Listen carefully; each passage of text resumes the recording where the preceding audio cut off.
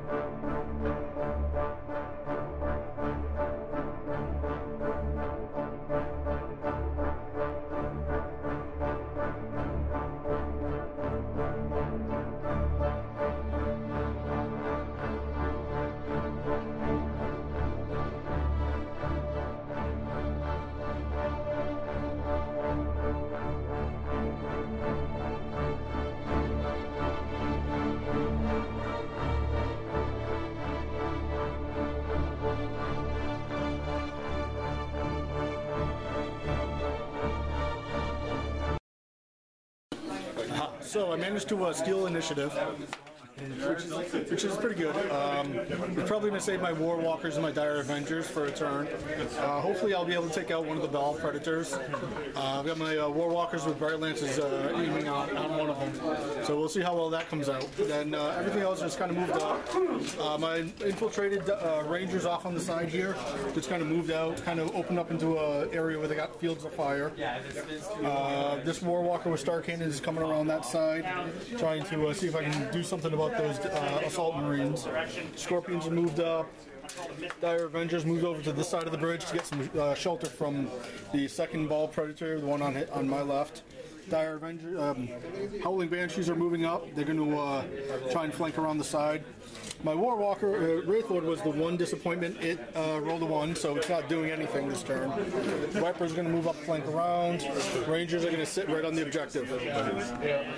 So let's see about getting rid of those Ball Predators.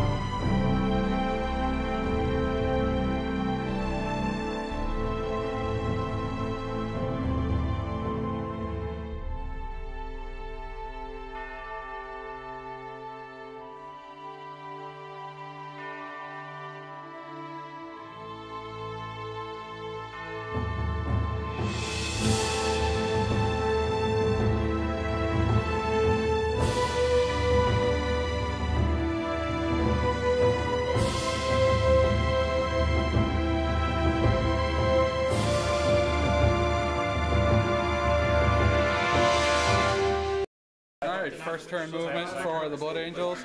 My drop pod came down right here, unloading a 10-man tactical squad. I did my one assault marine squad moving up this way, kind of in between the two objectives to help out the tech squad. My other assault marine squad with Reclusi Arc moved up this way into the middle behind the Ball Predator, which also moved up 6 inches. And then the Sanguinary Guard followed behind the assault marines over here.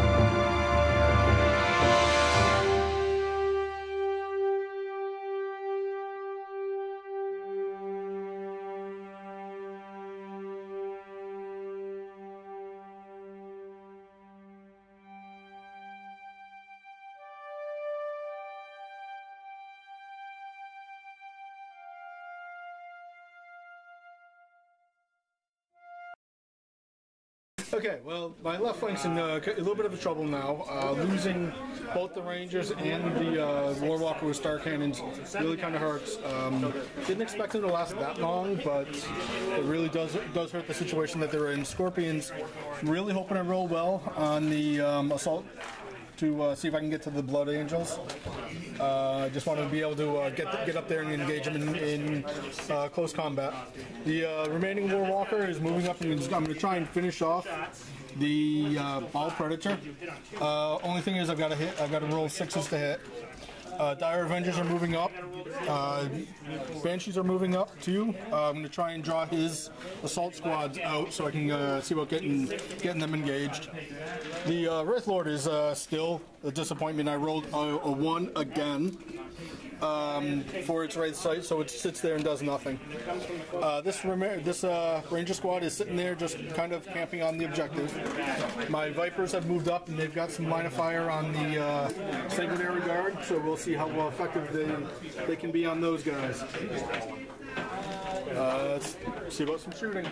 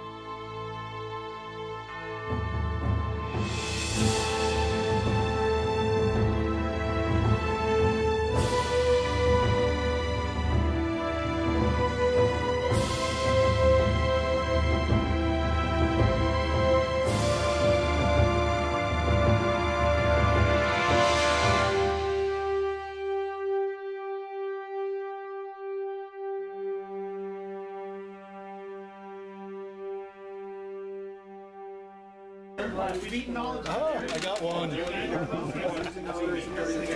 All that shooting for one.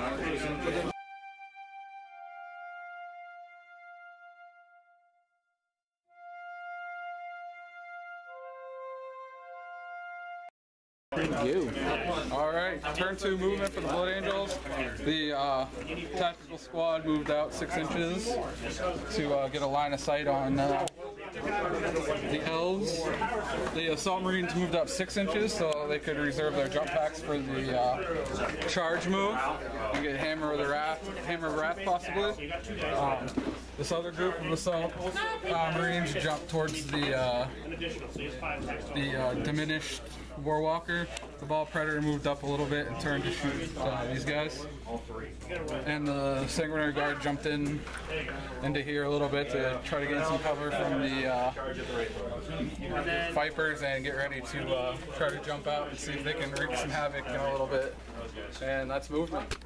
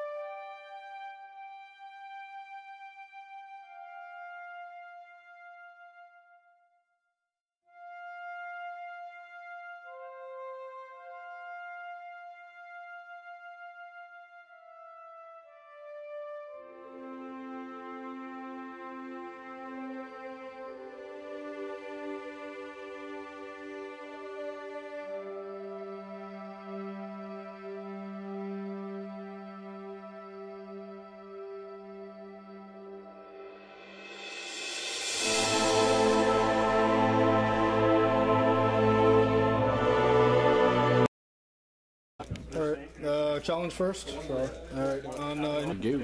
All right. We had the assault with the assault marines. There was nothing, no results from Overwatch. Had 3 Hammer of Wrath attacks that took out. I don't know if it took out anybody. 2 guys, and then my sergeant won a challenge against the Exarch, and the rest of the guys mopped up what he had left. And they consolidated 4 inches back towards the 2 objectives. Left flank's gone. Go. Alright, well, it's time for last-ditch desperation, I guess. Left flank is completely gone. The Dire Avengers are moving up. Let's see if we can do something with them and Banshees. Wraithlord finally woke up. The Rangers repositioned themselves a little bit because they had no shots on anything. And the Vipers are starting to hook around on the backside. Alright. Shoot.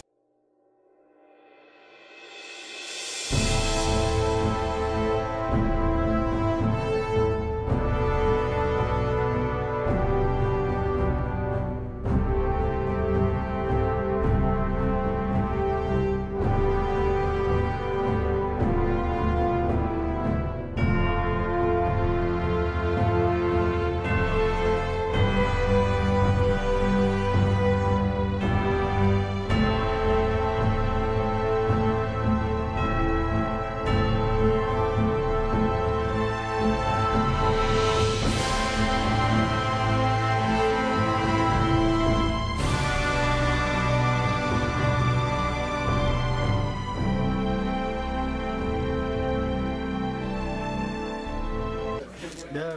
Snap fire. All right, movement, turn 3. My part turn 3. The attack Marines moved over 6 inches, and then they ran 2. The assault Marines jumped 12 and then ran 4. Ball Predator moved back a little bit, get a clear line of sight on the Dire Avengers, and try to get a little more out of range of those, or out of line of sight of those guys. These assault Marines jumped back 12, and the Sanguinary Guard jumped out of the ruin to try to deal with these Vipers, and then leave the assault Marines to jump back into the objective if need be at the end.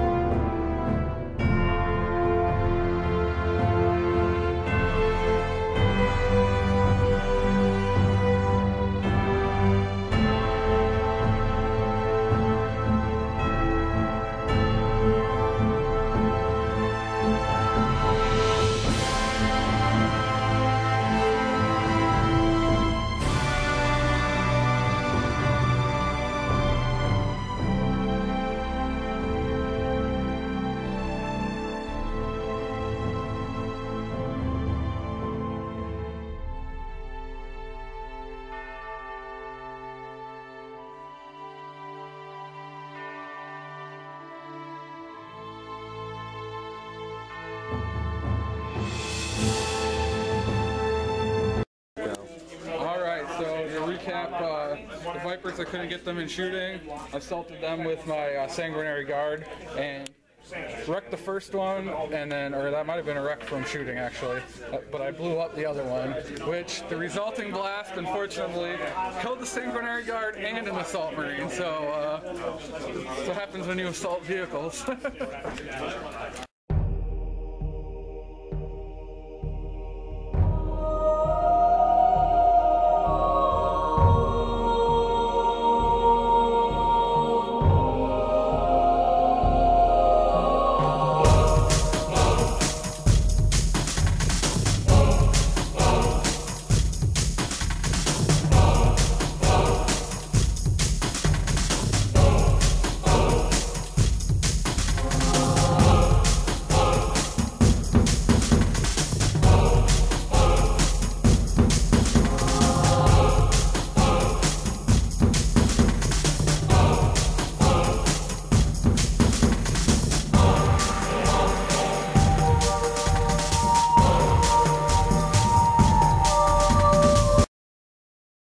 Okay, so after turn 3, 4?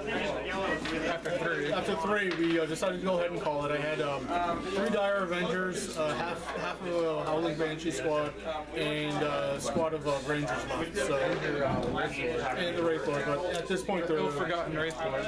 Yeah, the Wraith Lord that sat there for 2 turns.